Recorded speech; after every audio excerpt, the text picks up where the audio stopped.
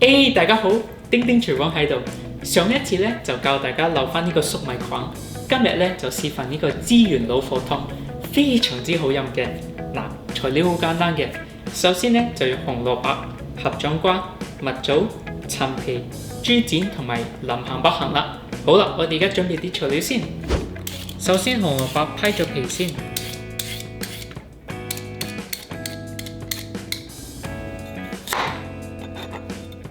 紅蘿蔔切一磚磚就得㗎啦。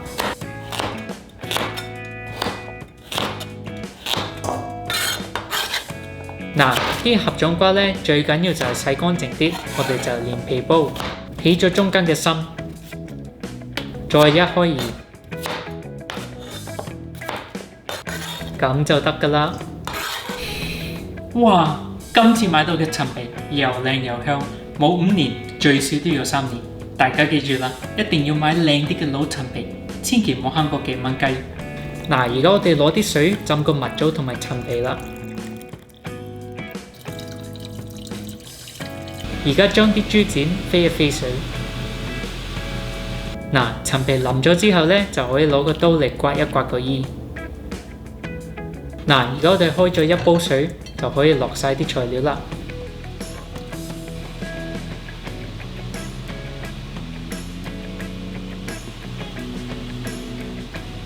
唔夠水呢，就加少少水，冚到啲材料就得㗎啦。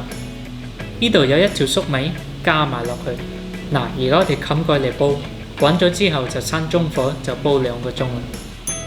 哇，2個鐘頭後，大家睇下個湯幾靚啊！嗱，而家啲粟米菌呢就可以夾出嚟啦。